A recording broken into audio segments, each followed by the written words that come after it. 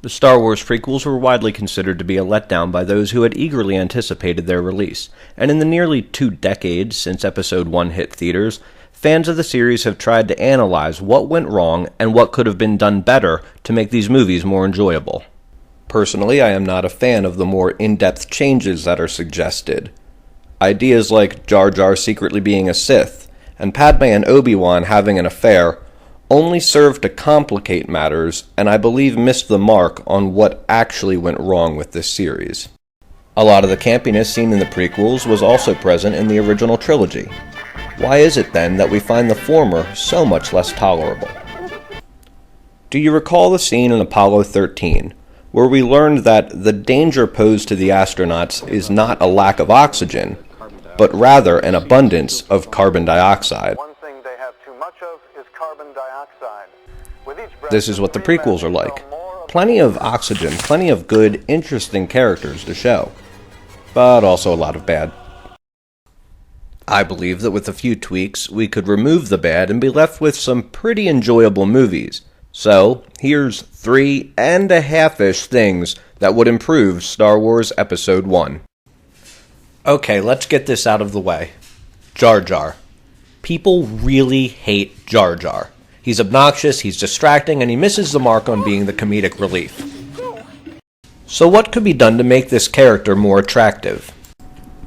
First, allow me to talk about something that I call the Disney rule of cuteness, which states that protagonists and princesses will have large eyes, large foreheads, and smaller tapering chins and mouths, whereas villains will have small eyes, elongated chins, and large mouths. This way, the good guys seem like babies to us, which makes us think of them as more innocent. While this is not something that we are always consciously aware of, any exception to the rule would be quite jarring. So let's take another look at Jar Jar then. He has beady eyes, no real forehead to speak of because his eyes are in fact above his head. He has a large mouth and a big long snout. Not cute.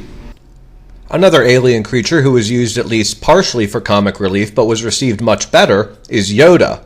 Look at his little chin and his giant forehead. He's adorable, you've gotta love him. And it's also worth noting that though his voice is weird, it is much less grating than Jar Jar's. And then we have C-3PO, who is a prime example of a character that can be annoying, but is still likable because he follows the Disney rule of cute. Look at those big metallic doe eyes. It's no wonder he gets along with cute, cuddly Ewoks.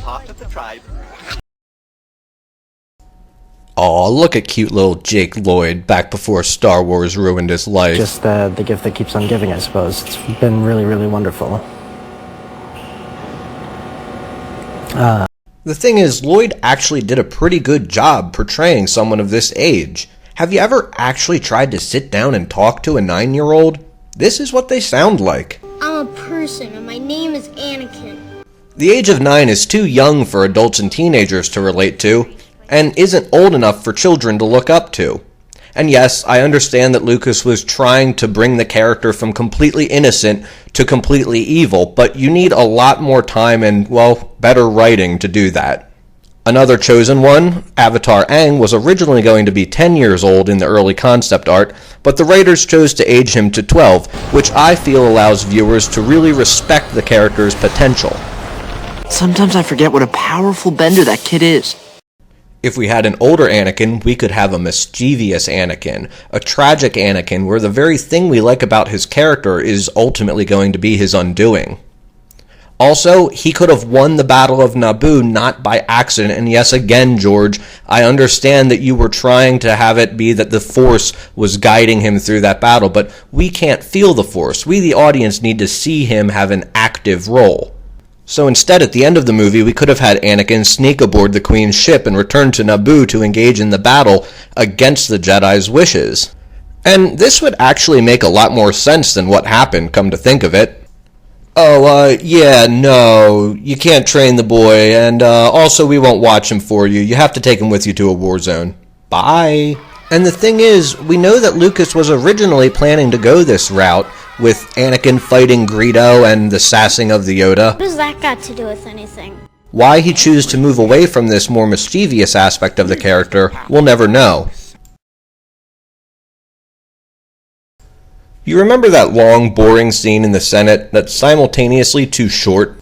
Like, seriously, the Queen gives a short speech and they decide to oust the Chancellor based on a recommendation. What kind of political process is this? And then there's the scene where Mace Windu essentially gives Anakin an ESP test and the rest of the Jedi lecture him on anger. Both of these scenes feel too long. They're talking head segments for us, the audience, to sit through, but in universe, they're actually way too short for the magnitude of the events occurring. My solution is to intercut these two scenes together. That way it appears like more time is passing. You could even have the Queen wearing different outfits to imply that it's different days.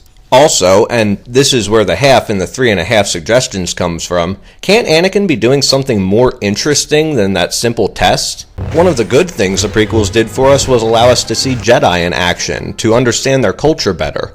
Maybe Anakin could be going through the Padawan trials as they test him. You could even have a scene where he's trying to move something with his mind and then gets frustrated and like a bunch of things levitate and the Jedi all look at each other like, whoa, he's powerful, but dangerous. And here we come to the crux of the matter, one of the main problems with the prequel series, and a flaw in Lucas's writing style, is that he likes to tell the audience and not show them. We aren't Jedi. We can't feel Anakin's emotions. We need to see his anger. By merging these two scenes together, we remove the problem of boredom for the audience and the problem of the events being too short for the characters in universe. And by having Anakin go through more interesting trials, we add a little bit of showing to what is perhaps the most expository scene of the movie. I've been wondering, what are midichlorians? Oh, never mind. So there you have it, 3.5-ish things that would improve Star Wars Episode 1.